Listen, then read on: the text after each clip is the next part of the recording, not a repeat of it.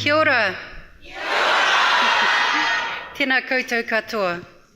Nā mihi nui kia koutou, ki ngā manuhiri nei, ki o koutou taonga katoa. Tēnā koutou, tēnā koutou, tēnā koutou katoa. Welcome and thrice welcome to our international visitors. We hope you're enjoying your visit to our beautiful land and can feel the spirit of welcome, love and peace that is here for you. Tēnā koe e te rangatira Elchi Li, nā mihi aroha me te mihi maungarongo ki a koe. Thank you Elchi Li for your wisdom and your hard work that has culminated in the inaugural Earth Citizens Peace Festival. Greetings of love and peace to you. Kamsahamnida.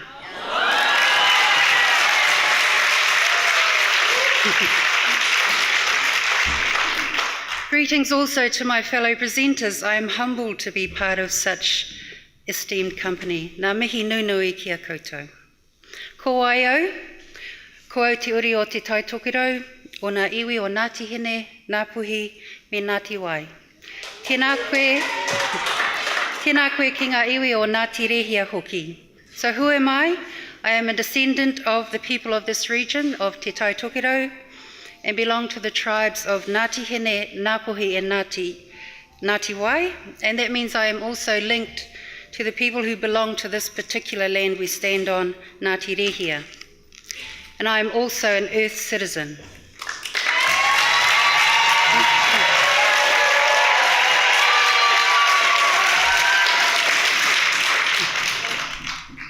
I am also a mother of two and a grandmother of three beautiful grandsons, and they are my joy and my primary inspirations to help build a better and more peaceful world.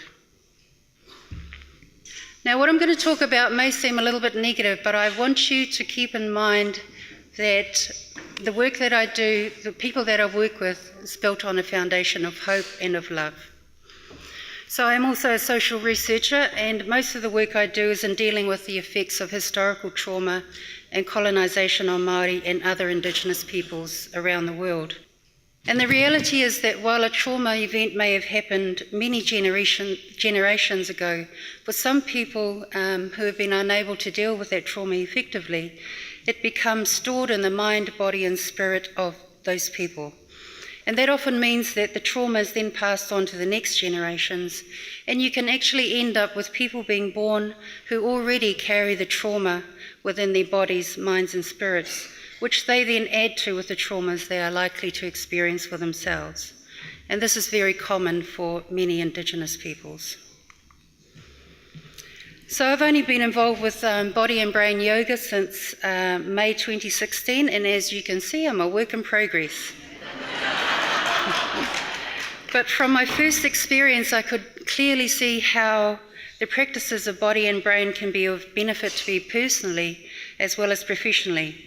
I can use body and brain in my work with Māori women who have experienced incarceration and with Māori youth suicide prevention. And I can see the value of philosophies such as healing individuals to heal the world, in creating community leaders and in healing trauma that has impacted physically, emotionally and spiritually on many people, and intergenerational transmission of trauma responses. I can see the value in increased physical activity for increasing well-being over a range of dimensions. And I see the value of individuals working to fulfill their potential in order to create better groups and communities. I'm sure you can too.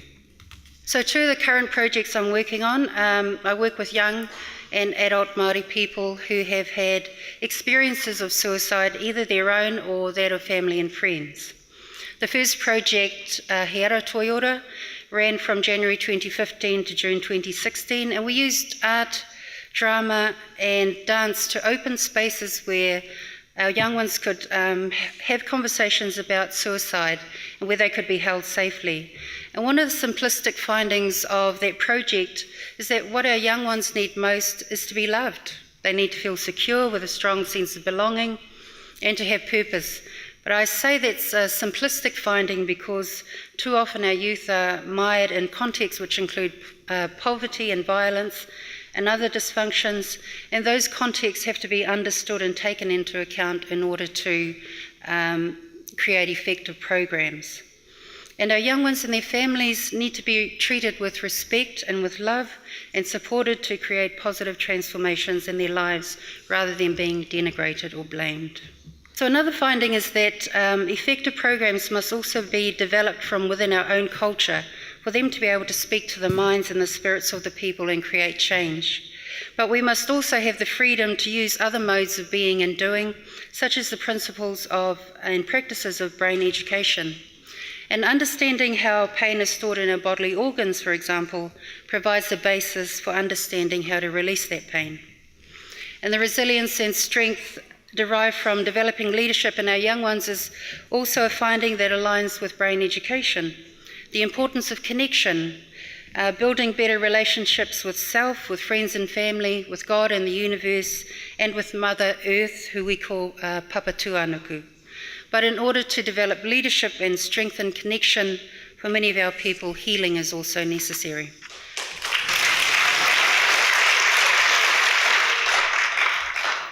So in the second project, which runs from April 2016 to August 2017, we have been investigating leadership, connection and healing in greater depth, trying to understand what this means for us and how best we can utilise the wisdoms we are finding to transform our worlds. And as part of investigating healing, we have been privileged to have Masters Sua and Tahe come to 3 of our gatherings and teach us yoga and other healing practices.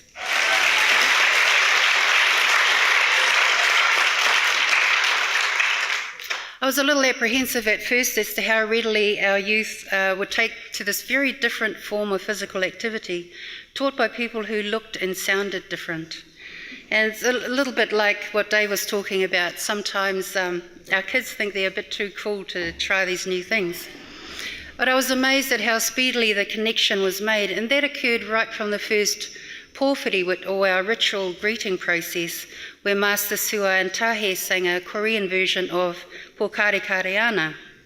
And the story was told to us later of how Maori soldiers in the Korean War taught this song to Korean soldiers who translated it into Korean language. And so it is very well known there now.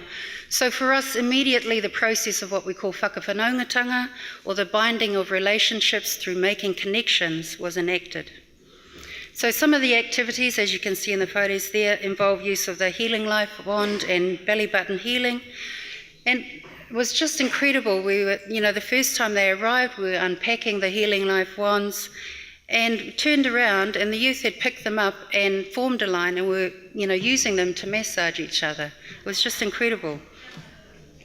And so there's been lots of laughter as well as lots of groans during the yoga, stretching, or the Tai Chi activities we've done, and the instructors have also provided healing massage for those who wanted it, and there's been a long lineup for this at each gathering. And I've had to say to Master Sua, please, set some boundaries or they're going to keep coming and coming. Yeah. But I recently wrote that being involved in these projects, thank you, I'm nearly finished, both broke our hearts and mended them. And they broke because we became more aware of the challenges, heartbreak and trauma that our young ones are living with every day. But our hearts mended too because we could see the strength and the resilience and creativity and absolute beauty of our young ones. And mostly they just need to be reminded of it, and we need to be reminded of it as well. So they are also my inspirations to help build a better world. We are grateful for the wisdoms we are gaining from body and brain to support us in our endeavours, and I know that brain education is something we can use personally and professionally into the future to unite people beyond boundaries with a new culture of health, happiness and peace. So I would like to acknowledge the wonderful group of people I've been working with. Tēnā koutou e te whānau o Kōkiri Tia Te Ora.